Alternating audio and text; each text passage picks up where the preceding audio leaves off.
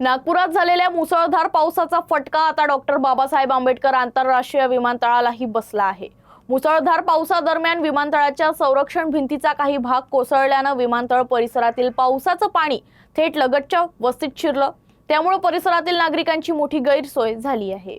नागपुरातील मुसळधार पावसामुळे डॉक्टर बाबासाहेब आंबेडकर आंतरराष्ट्रीय विमानतळ परिसरातही मोठे नुकसान झाले। पावसाच्या तडाख्यात इंद्रप्रस्थ नगर येथील नीता हाऊसिंग सोसायटी ते अमर आशा लेआउट लगत असलेल्या विमानतळाच्या संरक्षण भिंतीचा काही भाग कोसळला।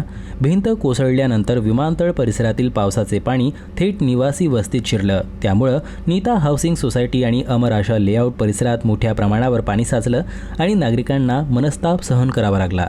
अचानक पाणी घुसल्यानं अनेक घरांच्या आवारात पाणी साचलं तर स्थानिकांची धावपळ उडाली। मुसळधार पावसामुळे विमानतळाच्या संरक्षण व्यवस्थेवरही प्रश्नचिन्ह उपस्थित झालं आहे। मात्र विमानतळाची संरक्षण भिंत कोसळल्यानं स्थानिक नागरिकांमध्ये भीतीचं वातावरण निर्माण झालं असून संबंधित यंत्रणांनी घटनास्थळी पाहणी करून परिस्थितीचा आढावा घेतला।